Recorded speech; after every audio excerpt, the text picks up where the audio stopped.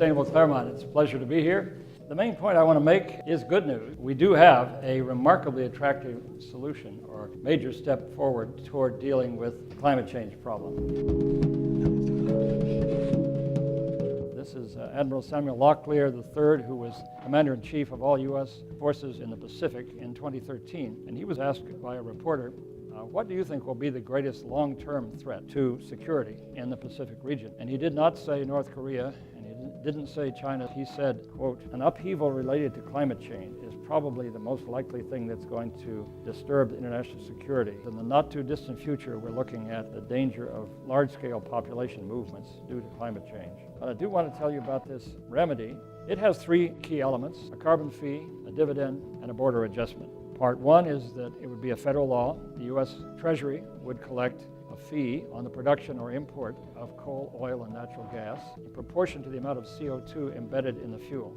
Starting low, too low to solve the problem, but to give time for the economy to adjust, $15 per ton of CO2 in the first year. But the second year, it would go up by $10 to $25 a ton. Third year, $35 a ton. It would go up by $10 a ton every year, indefinitely. Then secondly, under this plan, the Treasury would send the money in dividends, monthly dividends to every American household on equal per capita basis. And you would be free to do what you want with your money. And as the fee goes up every year, the dividend goes up every year.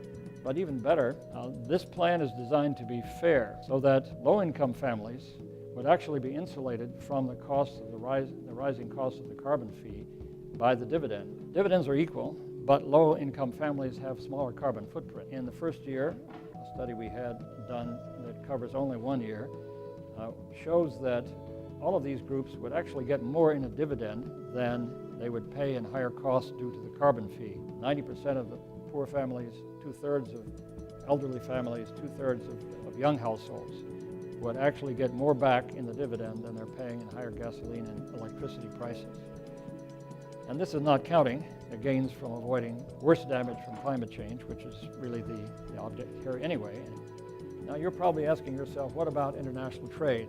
If we enact the two domestic parts of this plan, and then we're going to be raising gradually the costs of U.S. producers in international trade. And if they're competing with imports from countries that lack similar carbon pricing, they will be gradually getting a disadvantage as their costs go up. And they will figure this out before this goes through Congress, and they will block the bill from passing Congress in the first place. And so we add a third element, the border adjustment. This would authorize the president to collect an additional duty on imports coming from countries that lack similar pricing on carbon. The amount of the duty would be equal to the rising cost domestically due to our domestic carbon fee and no higher. So it would not actually be protectionist. Otherwise, we would be encouraging imports and discriminating against U.S. producers and encouraging them to ship jobs overseas. We don't want to do that. So we want to keep the competitive relationship the same. So that would be the third element.